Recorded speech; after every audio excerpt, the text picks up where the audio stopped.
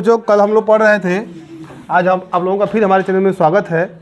आइए देखते हैं 6.2 का क्वेश्चन है बच्चों, जिसमें पहला सवाल हम लगा दिए थे कल ना, लगे था पहला सवाल।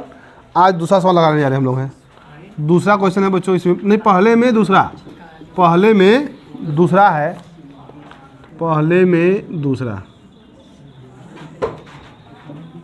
ए ऐसे 7.2 का नाम डी है, A B C 1.8 centimetre, 5.4 centimetre.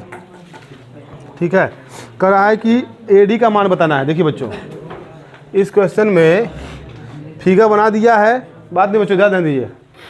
Figure बनाया करा है कि इस एडी का मान ज्ञात करना है। अब इसमें लिखा है कि रेखा DE पैरेलल है BC के, DE पैरेलल है BC के। देखिए ये रेखा इस रेखा क्या है, पैरेलल है।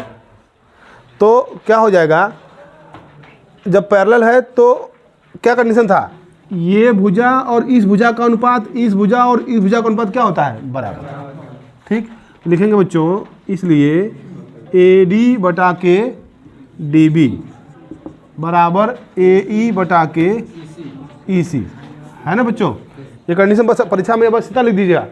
4 में प्रश्न पूछेगा आप लोगों से। तो AD का मान ज्ञात ही करना है। संयोग से AD हमारा क्या है, ठीक ठाक के ऊपर है। नीचे DB का मान कितना है, 7.2। AE का मान कितना है बच्चों, 1.8 बटा के 5.4। अच्छी बात है। अब एक काम कीजिएगा, इसको इधर भेज दीजिए आप। अच्छा, उसको हल करने से पहले बढ़िया है कि आप इसका 10 के ऊपर से गुणा कर लीजिए। देखो बालक, AD बटा के 7.2 बराबर 10 गुणा करेंगे तो 18 हो जाएगा। यहाँ क्या हो जाएगा, 54। तो 18 तियाँ, अब इसको इधर भेज दीजिए ना। तो AD बराबर हो जाएगा 7.2 बटा के 3। तो AD बराबर हो जाएगा 3 दूना के 6 और 3 चौका 12 सेंटीमीटर।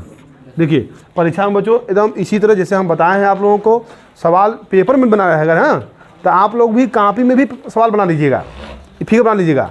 फिगर बना करके इसको लिख करके अच्छे से लिखिएगा। अच्छा, जो सवाल आ रहा है उसको भूमिका कैसे बनाएंगे आप, एक एक लाइन छोड़ के लिखेंगे अच्छे से। देखिए मैथ का सवाल आते समय एक लाइन छोड़ के लिखिएगा। और एक चीज़ और है बच्चों, जैसे ये वाला लिखना है, पाई वाला जो लिखना है, जैसे लाइनिंग खींची होती है ना इसमें ऐसे ऐसे, तो लाइनिंग पर ही लाइनिंग खींचिएगा। जैसे कि ये वाला बटा वाला है, 18 बटा का 54 लिखना है आपको है, 54। तो जो लाइनिंग है, ये वाला जो बटा वाला चिन्ह है, कहाँ लिखेंगे, इसी लाइन पर ही थोड़ा सा खींचेंगे। जब लाइन पे खींचेंगे थोड़ा सा बोल्ड हो जाएगा, वो समझ में आ जाएगा नहीं है उसी पे है ना। और लाइन से थोड़ा सा हट के ऊपर नीचे रहेगा तो थोड़ा कचरा हो जाएगा, वो थोड़ा साफ नहीं लगेगा। तो अगला लाइन लिखिएगा तो एक लाइन छोड़ के लिखिएगा, क्या दिक्कत है, काफ़ी भी तो भर जाएगी हम लोगों की, तो उससे एकदम साफ रहेगा। देखिए बच्चों, लगा लीजिए इसको अच्छे से, बस आगे देखते हैं। देखिए बच्चों, इसी क्रम में बच्चों हम लोग आज 6.2 का दूसरा क्वेश्चन बताने जा रहे हैं ना। देखिए अब देखिए परीक्षा में पता नहीं खुदा ना खास्ता कौन क्वेश्चन पूछ देगा, तो हर प्रकार का तैयारी रहेगा तब ना। तो देखिए, तो अब ये देखिए कह रहा है कि फिगर नहीं बनाया। देखिए सवाल में फिगर नहीं बनाया, फिगर वो बस ये कह रहा है कि एक त्रिभुज PQR ये दिया है, उसको भुजा EF काट रही है। ठीक, सबका मान दिया है, PE का मान दिया है, EQ का मान दिया है, PF का मान दिया है और FR का मान दिया है। ठीक, तो PE कह रहा है कि बस इसका मान सबका, देखिए सभी भुजाओं का मान दे दिया है। तो कह रहा है कि सभी भुजाओं का मान देने के बाद क्या ये EF पैरेलल है QR के, ये भुजा इस भुजा के पैरेलल है। तो हमने कल बताया था दूसरा नियम है फॉलो करेगा। दूसरा नियम ये बताया गया था कि इन भुजाओं का यदि अनुपात बराबर होगा, यानी कि इस भुजा का इस भुजा के साथ अनुपात, इस भुजा का इस भुजा के साथ अनुपात बराबर होगा, तो ये दोनों रेखाएं क्या होंगी, पैरेलल होंगी। तो नियम 2 था हम लोगों का प्रमेय में।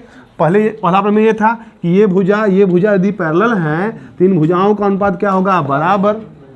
ठीक उल्टा, इन भुजाओं का अनुपात बराबर है तो ये दोनों भुजाएं क्या होंगी, पैरेलल। हो गया ना, दोनों नियमों एक का है, बस एक ठो ऊपर से एक ठो नीचे से। तो बस लिख सकते हैं बच्चों, यदि PE बटा के EQ बराबर PF बटा के FR। तो PE का मान लिख लीजिए बच्चों 3.9, इसका मान कितना है 3, इसका मान कितना है 3.6, इसका मान कितना है 2.4। चेक कर लीजिए, इसको काट लीजिए। 3 एक कम 3, 3 तिली का 9 कट जाएगा। ये वाला 3 से कटेगा तो 3 एक कम 3, 3 दूना के 6 और 3 आठे 24। तो फिर कटेगा 4 3 12, 10 से गुणा कर दीजिए, दशमलव खत्म हो जाएगा बच्चों साफ साफ। तो 1.3 बराबर, तो 4 3 12 और 4 दूना के 8, क्या बराबर है यह? अच्छा, कहाँ कट रहा है? 2 एक कम 2, 1 बचेगा और 2 5 10, कहाँ बराबर है? तो यह 1.3 है, यह 1 कितना है 5 है, तो ये बराबर नहीं है। तो अतः कहेंगे कि अतः ई एफ पैरेलल नहीं है, यहाँ समांतर नहीं लिख लीजिएगा, समांतर नहीं होगा क्यू आर के। इतना लिखिए बच्चों, समझ आएगा नहीं आपको?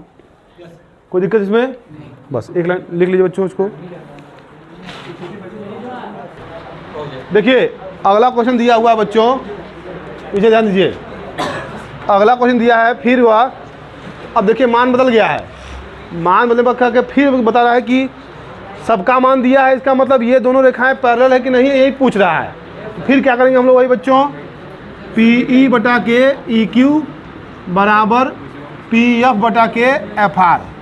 तो इसका मान कितना है 4 है, इसका मान कितना है 4.5 है, इसका मान कितना है 8 है, इसका मान कितना है 9। काटा जाए इसको, कटेगा। देखिए कटने पर कट रहा है कितना,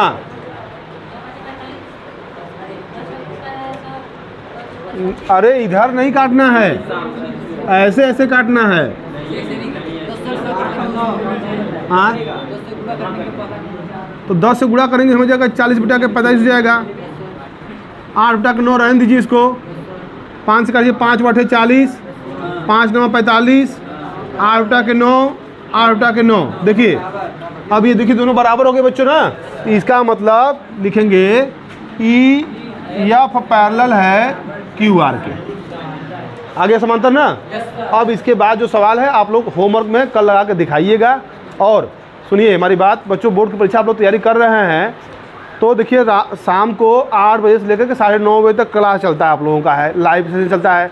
9:30 बजे से लेकर के 10:30 बजे तक कक्षा 12 का सेशन चलता है। आप लोग हमसे लाइव जुड़ सकते हैं प्रतिदिन। ये मुहिम चल रही है तो चलती रहेगी, कब तक? जब तक आप लोगों का बोर्ड परीक्षा समाप्त न हो जाए। हम तब तक आप लोगों का साथ देंगे। आप लोग भी आकर के हमारे चैनल पर पढ़ सकते हैं। आज के लिए बहुत इतना ही वीडियो बच्चों रहेगा। Thank you.